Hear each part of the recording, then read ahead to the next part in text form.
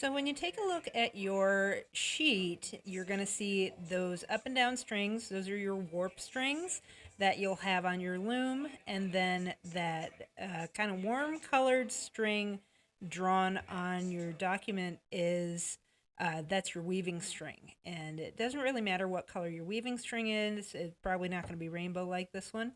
But in essence, what it's showing you is that starting at the yellow, it loops through the first string and then goes through that first first bead just once, and then it actually continues through and underneath the other strings. And then when you go back, if you're looking at the red, it goes over that warp string. So it goes underneath, going to the right, and then over. And then as you continue, just tie on more string. So I'm going to show you that in action. I already have my weaving string, which is the blue one, taped to the back. And then I have it underneath that first warp string. A lot of times, what kids will do is they'll try to just stick the end of it through the eye of the needle, and it has a tendency to fray when you do that. So, what you really need to do is you need to just fold it over, pinch that little loop, and then try to wiggle the eye of the needle onto that string, and that's going to make things a whole lot easier for you. And then you just pull the whole silly thing through. Now, if you want to tie it on, you can. You don't have to. It just kind of depends on how good you are at pulling. If you pull too hard, it's going to come off the eye of the needle each time. Some people have that gentle touch and it'll stay on there. And essentially, each time you start with that lower left hand corner. And so I'm going to put my orange bead on here. And then I'm going to go through that, just that first loop. That's to secure that first bead in position. So I'm going to get this put in its first little parking spot right there. And then what you'll see what I'm going to do is I'm going to go underneath that first warp string again and then go through the bead. And then I'm going to get my string out of the way here. And then I'm going to hold that orange bead in position and pull. So that way that first bead is secured in position. You don't need to do that with any other bead other than the first.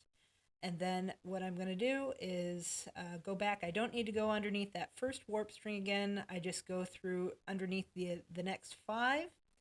And then according to my concept design, I have orange as the rest of my row. So I'm going to get the rest of those orange beads put on there. And then I'm going to get those put in their little parking spaces. There's more than one way to pull up the warp strings. You can put your thumb underneath, which is what I'm going to do here in a minute. So, or you can use a popsicle stick, and you'll see how I use that in just a bit. So I'm going to get my thumb underneath here, and the first 2 or 3 rows are always a little bit of a pain in the butt because you have to force the warp strings into position, and you have to force the beads into position. After that, it becomes a whole lot easier because essentially you're creating a pattern for it, and it will eventually get in position. So now I'm going to pull that string, pull those beads in position, and now currently my blue weaving string is underneath all of those white warp strings, and then when I go back, I'm going to go above. So that means I'm kind of keeping my needle on the top side of those beads, so that way I can go over that white warp string. So, and then I'm going to go ahead and pull that through until it has a little tug. And then I'm ready for my next row. I'm one where I like to kind of cross things out as I go. So once I'm done with that first row, cross her out. And then my next row is all black. And I don't need to do what I did with the first bead again. I'm simply going to put all those black beads in a row. And as you put things on, if things look different from left to right, like this is easy right now because I have all the same color. But if things look different, always go from left to right, especially if you started left to right. Now, if you started going the opposite direction, if you started on the right side and you're going left, that's the way you're going to read it each time. So you'll see it a little bit better as I continue. So here's the popsicle stick, and I'm going to get that underneath my warp strings and then just turn it. And then that allows me to pull those beads underneath there a whole lot easier and get those in position. So I do apologize for my cat scratch. Stuck my hand in a furry bear trap. I should know better than that. And then all I do is drop the popsicle stick, and that allows the warp string to come down. That way I can get those beads in position, give it a little tug, and then go above on my way back. And then I just go ahead and I continue. So the more I work, so the further I get.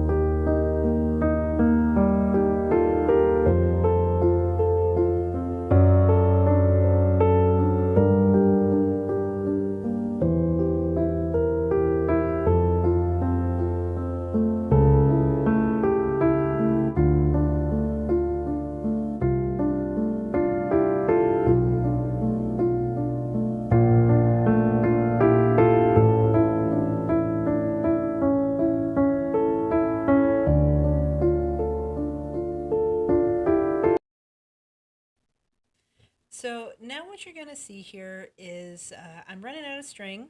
And if you take a look at the side, you'll notice that that warp string is kind of trapped by my weaving strings. So you see that blue go over that white in each space, and that's good. You want that.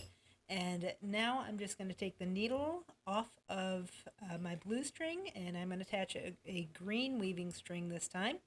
I've got the two right next to each other, and what I'm going to do is I'm going to wrap them around my finger and then pull that loop off my finger, and both of those tails go around and through the loop, and then I just pull it and it creates a knot. Those two little ends now get cut off. I want to make sure that it's tight though, so I'm just going to kind of pull it. And you want to be careful when you snip. Don't snip too close to the knot, otherwise you're going to have to redo it. And then I just have to re-thread my needle onto the green string. So again, I'm going to need to fold that over and give it a little pinch and wiggle the eye of that needle onto the thread. And then I just continue.